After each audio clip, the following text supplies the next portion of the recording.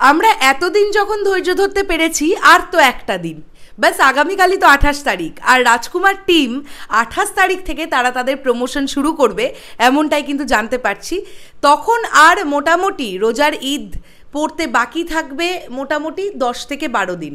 তো এই 10-12 দিনের উইন্ডোটাতে রাজকুমার টিম একটা প্রপার ওয়েতে প্রমোশন করবে, এমনটাই আমরা আশা কিন্তু রাখছি প্রত্যেকজন। ইতিমধ্যেই অনেকে ধৈর্য হারিয়েছে, তো ধৈর্য সবাই ফিরিয়ে আনুন। আলটিমেটলি সাকিব ভাইয়াকে আমরা সবাই খুব ভালোবাসি।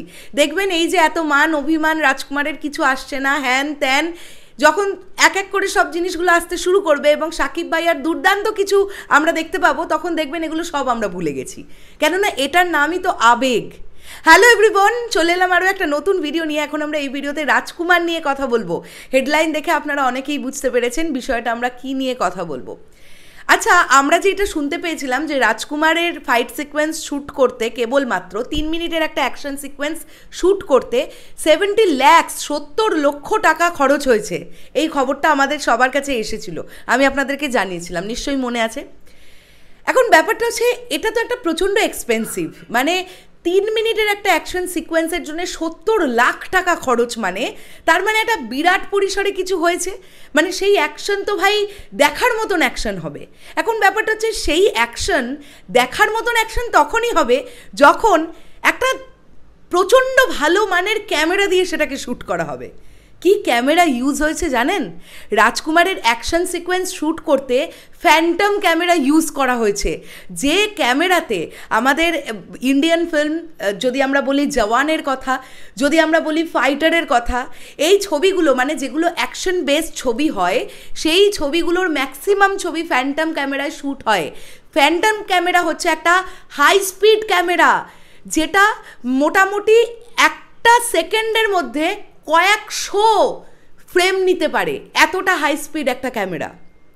তো এইরকম একটা ক্যামেরায় যখন রাজকুমারের অ্যাকশন সিকোয়েন্স শ্যুট হয়েছে, তাহলে আপনারা এখান থেকেই বুঝুন যে আমরা যখন আউটপুটটা দেখতে পাবো 70mm স্ক্রিনে, তখন সেটা আমাদের দেখতে কেমন লাগবে। তো এই কারণেই কিন্তু এতটা এক্সপেন্সিভ এই 3 মিনিটের অ্যাকশন সিকোয়েন্স, কেননা ফ্যান্টম ক্যামেরা প্রচণ্ড দামি একটা ক্যামেরা, মানে যে ক্যামেরাটা সচরাচর কেউ ভাড়াই করতে পারে না, এতটাই দামি, এতটাই এক্সপেন্সিভ একটা ক্যামেরা। তো এই যে আমরা দেখছি যে রাজকুমার টিম এতটা আশাবাদী তারা তাদের ছবিকে নিয়ে, নিশ্চয়ই ছবির মধ্যে পোটেনশিয়াল আছে, না হলে কি তারা এতটা আশাবাদী হতেন?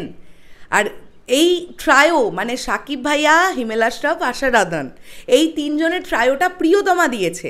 তারপরে যখন তারা বলছেন তারা এটা মনে করছেন প্রিয়তমার গণ্ডিকেও পেরোতে পারে রাজকুমার, এতদিন হয়ে গেল তারা প্রমোশন না করেও চুপ করে বসে আছেন, অথচ তারা কিন্তু কোনো ভীতি পাচ্ছেন না যে এই রে আমরা প্রমোশন করছি না, ছবিটা ঠিক করে মানুষের কাছে পৌঁছবে তো। তার মানেই তারা তাদের কন্টেন্ট নিয়ে কিন্তু তারা কনফিডেন্ট যে তাদের কন্টেন্ট ভালো, তাদের স্টোরি ভালো, তাদের গল্প ভালো, তাদের মেকিং ভালো, তাদের এক্সিকিউশন ভালো, সব দিকটা ভালো। কিন্তু একটাই অনুরোধ রাজকুমার টিমের কাছে, প্লিজ লাস্ট যে 10-12টা দিন আছে ছুটিয়ে প্রমোশন করুন, কেননা রাজকুমার টিমের সঙ্গে দরদেরও প্রমোশন চলছে তুঙ্গে। অলরেডি আজকে তুফানের কিছু একটা আসবে, তারপরে তুফান খুব শীঘ্রই হয়তো ফ্লোরে চলে যাবে, তারপরে আবার তুফানের কিছু আসবে না, হয়তো আবার ফ্লোর কমপ্লিট করে হয়তো আসবে। তো এই সময়টাতে এখন তো রাজকুমারের টাইম, তো চুটিয়ে রাজকুমার নিয়ে কথা বলি আমরা। আর আমরা কথা তখনই বলতে পারবো যখন আমরা কন্টেন্ট পাবো, পরিষ্কার কথা। তো শেষ করলাম ভিডিওটা, তোমাদের কি বক্তব্য অবশ্যই কমেন্ট করে জানিও। দেখা হচ্ছে আবার খুব শিগগিরই নতুন কোনো ভিডিও নিয়ে। তাহলে এখনের জন্য সকলকে বললাম টাটা।